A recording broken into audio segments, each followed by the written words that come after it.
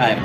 అది ఇప్పుడు మేడారం జాతరలో పాలకోవా మీద ఇష్యూ అయింది కదా. అవును. సో జర్నలిస్ట్ అందరు అతని మీద కొంచెం దాడి చేసినట్టే అనిపించింది కదా. అవును. సో దాని మీద మీ ఒపీనియన్ ఏంటి? అంటే తిరుపతి లడ్డు మీద చెయ్యండి వాక్యాలు Yes. 10 రూపాయలు పెడితే పాలకోవా మీద చేసిర్రు, ఎందుకు అంటే మీకు ఏమనిపిస్తుంది? దీన్ని ఎలా తీసుకోవచ్చు? అది ఎలాగంటేనమ్మా, అక్కడ జర్నలిస్టులు చేసిన విధానాన్ని అయితే నేను చాలా తప్పుపడుతున్నాను. ఈ విషయం ఎందుకు చెప్తున్నానంటే, అదే జర్నలిస్టులకి చాలా తప్పులు తెలుసు. కనీసం అట్లీస్ట్ ఎక్కడెక్కలే కరాచీ స్వీట్స్లో చేసే తప్పులు తెలుసు, లేదా జీ పుల్లారెడ్డి చేసే స్వీట్స్లో కూడా తప్పులు తెలుసు.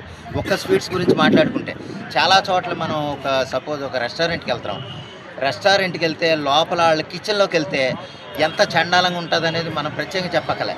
అక్కడ అంత కోవా బన్ గురించి వలి అనే అతన్ని అంత నిర్బంధించి, లేదా అతను గట్టిగా మాట్లాడి అతను కించపరిచే విధంగా మాట్లాడిన వాళ్ళు ఒక రెస్టారెంట్కి వెళ్ళి వాళ్ళ కిచెన్లోకి వెళ్ళి ప్రశ్నించగలిగే దమ్ము వెళ్ళకుందా? వాళ్ళు అసలు రాణిస్తారా? ఇక్కడైతే ఏంటంటే ఒక చిన్నోడు కాబట్టి చేసేసే విధానం అయితే నాకు నచ్చలేదమ్మా. యాక్చువల్గా ఏంటంటే వాళ్ళు 10 రూపాయల పన్ను, అందులో ఒక 2 రూపాయలు కోవా పెడతారో లేదా 1 రూపాయి పన్నులో వాళ్ళు ఏదో వ్యాపారం చేసుకుని వాళ్ళ కుటుంబాన్ని పోషించుకోవాలన్న విధంగా వాళ్ళు ముందుకెళ్తారు. దాన్ని అక్కడ వాళ్ళని చంపేయాలన్న ఉద్దేశం